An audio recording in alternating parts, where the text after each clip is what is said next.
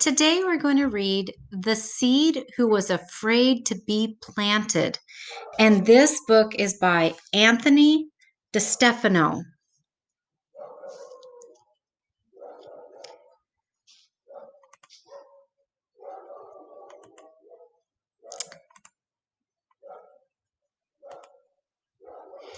There once was a seed who lived in a drawer in a room of a mansion by a beautiful shore. The drawer was filled up with seeds of all kinds for bushes and trees and flowering vines. The seed was quite happy and had lots to do. The drawer was quite pretty and painted bright blue. Cozy and warm, the seed felt secure. The drawer was a playground, of this he was sure. But all was not well. The seed was afraid that he would be taken and planted one day. The mansion, you see, was owned by a man whose hobby was gardening and tending his land. The man sometimes took a seed from the drawer, and no one would see that seed anymore. The seed was so scared there might come a day the man would reach down and take him away. The thought was just awful and hard to believe. He couldn't imagine that he'd have to leave. Then one dark day, the drawer opened wide. The seed saw a hand reach down from outside. He tried to escape, he begged and he cried, but there was no place to run or to hide. The hand clasped about him, the seed shook with fear. He yelled to the man, "Don't take me from here." Outside in the garden, the seed looked around. He saw to his horror a hole in the ground. A hole in the ground? Oh no, it can't be. I want to go back to my drawer. Can't you see? I'm scared to be planted. I want to be free. I'm in so much pain and such agony. The man was just silent. He made not a sound. He just smiled softly and put the seed down. The sky was deep purple. The seed said a prayer. The man stood above him and buried him there. He started to moan. He started to groan. He felt so abandoned, forsaken, alone. Tired and frightened, he started to weep, but soon closed his eyes and fell fast asleep. All covered with dirt, he dreamed he would die. But then all at once, in the blink of an eye, something took place there in that hole to the seed's weary body and terrified soul. He started to change. He started to glow. The little seed stretched and started to grow. "What can be happening?" the little seed cried. "What is this feeling I have deep inside?"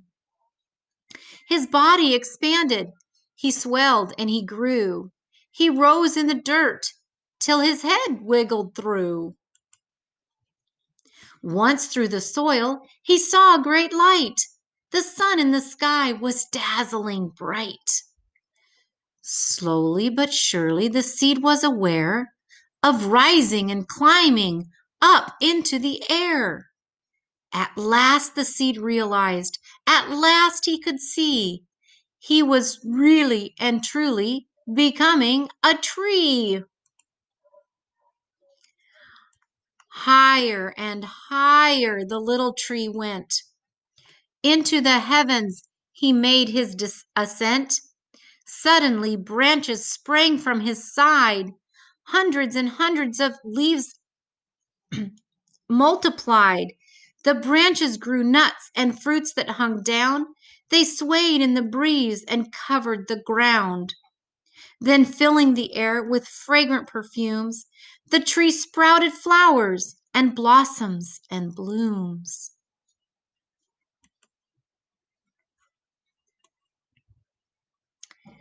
Then birds began building nests for their young, joyfully flapping their wings as they sung. In the tree's branches, the baby birds napped. The woodpeckers pecked at his bark full of sap. Cardinals and blue jays flew down from above. They played with the eagles and owls and doves. Squirrels and rabbits began to appear. Beautiful butterflies came flying near.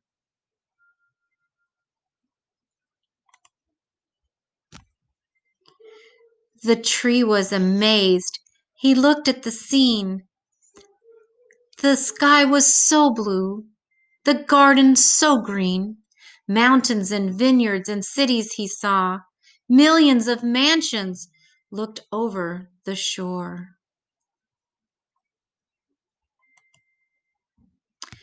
The tree was so thankful and heavy with fruit, he bowed to the man in humble salute.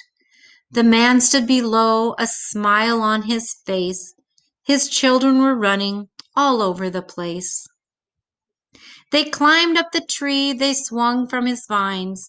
They seemed to be having the happiest time. The garden was sunlit, the tree was aware of laughter and music and life everywhere. Life in the garden, life on the shore, so much more life than he had in the drawer.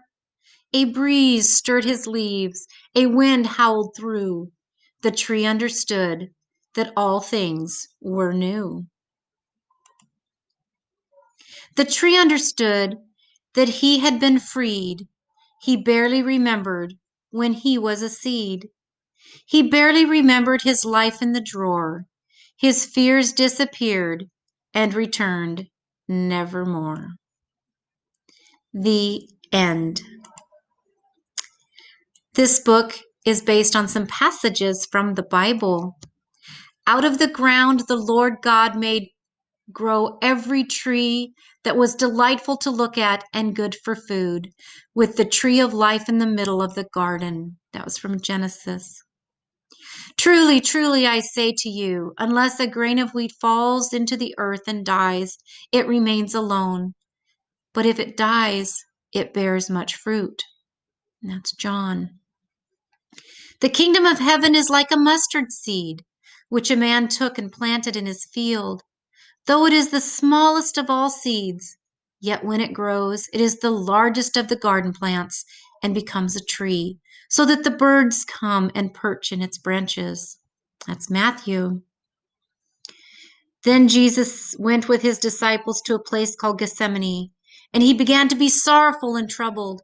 He fell with his face to the ground and prayed, "My Father, if it is possible, may this cup be taken from me, yet not as I will, but as you will." And that was again Matthew. God bless, and I hope you enjoyed this story.